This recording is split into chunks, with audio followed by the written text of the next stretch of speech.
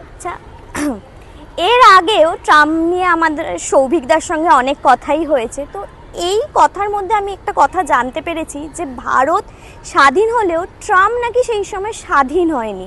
তো সৌভিকদা, আপনি যদি এই বিষয়টাকে একটু বিস্তারিতভাবে বলেন। এটা খুবই ইন্টারেস্টিং, খুবই মজার বিষয় যে আমাদের 47 সালে ট্রাম্প এই 47 সালে স্বাধীনতা হয়েছে, কিন্তু দেখা যাচ্ছে যে 47 সাল 47, 48, 49, 50, 51 এই এতগুলো বছর স্বাধীনতার পরেও কলকাতার ট্রাম কিন্তু সেই লন্ডনের সেই ট্রামওয়েজ কোম্পানি থেকেই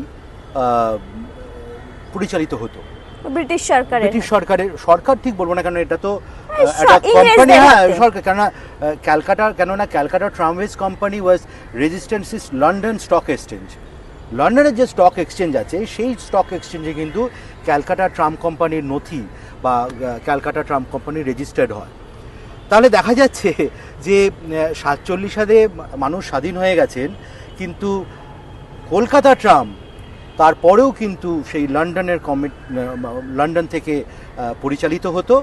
এবং 1951 সেই সময় যাবতীয় যা বিদেশি বা ইংল্যান্ডসের বা বলো ওদের যা যাবতীয় কোম্পানি ছিল, এই সমস্ত কোম্পানি কিন্তু, এটা একটুখানি বন্ধ করতে হবে, কারণ সাউন্ড চলে এসছে, কীভাবে এসছে আমি জানি না।